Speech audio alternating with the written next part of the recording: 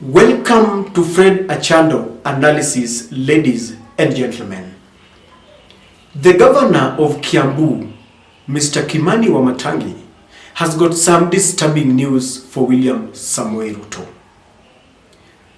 It started by Wamatangi claiming that there are people who are after his life, they want to kill him. Then a few weeks later, we saw the members of the county assembly demonstrating outside the offices of Kimani Wamatangi and accusing him of disrespect and threatened to impeach him. They said that sooner than later they will table a motion of impeachment against Kimani Wamatangi. Now Kimani Wamatangi is accusing the former governor James Nyoro of the Jubilee Party as the man who is behind the impeachment ideas. Now, while doing this, either knowingly or subconsciously, Kimani Wamatangi is telling the whole nation that Uhuru Kenyatta is still very powerful in that country, that even those who follow him, like James Nyoro, who is a very strong supporter of Uhuru Kenyatta, can influence the members of the county assembly to impeach a UDA governor. The reason why this is not good news is because William Ruto convinced the Mount Kenya fraternity with his hustler narrative, and they voted for him. They painted Mount Kenya yellow. They voted to the last man. From the MCAs all the way to the president, the UDA took all the seats. Now, Kiambu County is the county where former President Uhuru Kenyatta comes from, because Gatundu, which is his constituency, falls within Kiambu County. And this Kiambu County attracted several stalwarts in the last elections. There was Kimani Wamatangi, who ditched the Jubilee wing of Uhuru Kenyatta at the last minute when he realized that the Hustler Nation were now following William Ruto. There was William Kabogo, a man who has been seen as an alternative voice and an alternative leadership in Mount Kenya. Then there was the current cabinet secretary in the Ministry of Trade, Moses Kuria.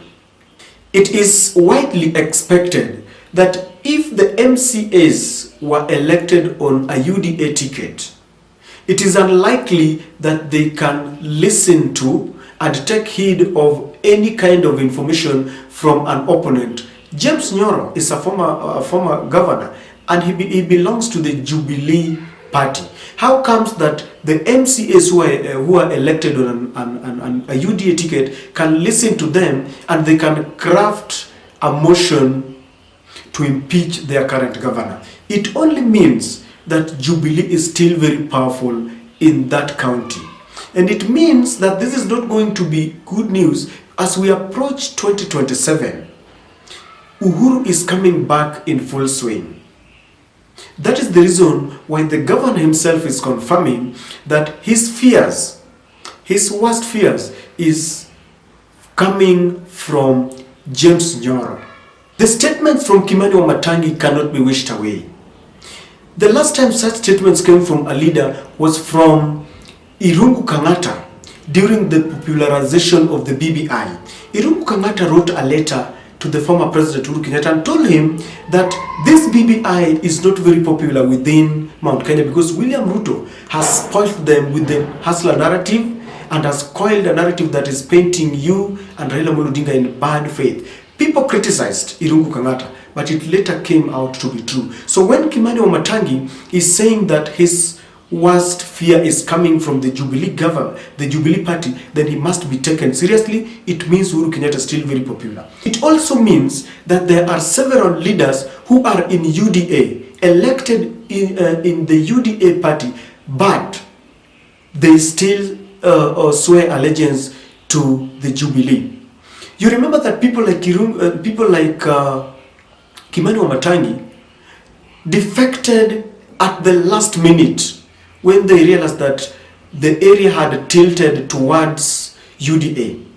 The Kirinyaga governor, Anne Waiguru, defected at the last minute, knowing very well that if she had to survive, then she had to join the UDA because of the narrative that had tilted that region towards the UDA. This could happen even with some MCAs. It means that there are several MCAs who defected or who ran on a UDA ticket just because they knew this was the only vehicle that could take them to their destination. And that informs the reason why they can listen to a Jubilee former governor. The other reason that also comes to mind is the fact that there could be these losers who contested in Kiambu gubernatorial race could be regrouping. You cannot wish away people like Governor Kabogo. They have money. The former Governor Kabogo, the former Governor Nyoro, and several other leaders. They could be regrouping. They have money. They are influential. There are people who still swear allegiance to them. Even within the MCF, there are people who maybe listens to Kabogo. Others are listening to James Nyoro. They could be trying to regroup. And how do they do this? They simply make it very difficult for Governor Kimani Wamatangi to implement his election pledges so that when it comes 2027, he will have nothing to showcase to his people. So it is something that must be taken seriously, and William Ruto must go there to help before it is too late. I cannot also rule out the possibility of MCAs trying to sabotage the governor. It happened with Governor Kawira Mwangaza in Meru. It has happened before. I saw in 2013 when Governor Kivutha Kibwana had a problem with his MCAs. They could not pass his bills. They wanted their pockets to be oiled until the governor got annoyed and he called upon the president to dissolve the Makueni County government. So the MCAs realized this is now getting worse because it meant that they were going to seek fresh mandate. That was not going to be very easy because they had used a lot of money. Some were not even sure that they were going to be re-elected. So there's a possibility that these MCAs are just trying to play mischief. Maybe because of a hidden hand or just because they want maybe the governor to start sponsoring their meetings. They just decided they want to go for a meeting in Seychelles or in Mombasa. When the governor does not want to give money, then they are all out giving him giving him difficulties. I just want to ask one question. Ever since they took oath of office, I have not seen Rigathi Gachagua visiting Kiambu County.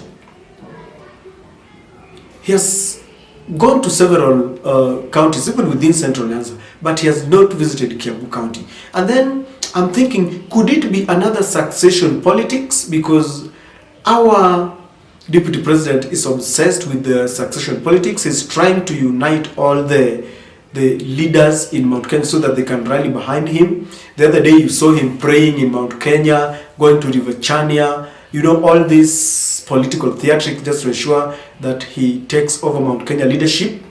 So could it be that Kimani Wamatangi is another stalwart, a force to reckon with, and that's why they are not very compatible with him? Because in politics everything is possible. Usiedhani ndiye. I don't know that Kiswahili is right, but what you think it is the one that can happen. So there could be a possibility of sabotage from within, where the deputy president is looking at him as a possible competitor. The other thing that comes to play is Kimani Wamatangi having defected at the last moment, because Kimani Wamatangi is one person who people believe was and is still Uhuru'S man. So maybe they are viewing him with a lot of suspicion. Maybe he's still meeting Uhuru Kenyatta here and there. So it is something that we must look at. We are going to see how things transpire. But for him to come out in public and admit that he's facing opposition from Jubilee Party, and that the MCAs can listen to the Jubilee former governor, and that they are ready to impeach him because a Jubilee governor has spoken, is something that is not good news for William Ruto. I don't know what you think, ladies and gentlemen. That is my take.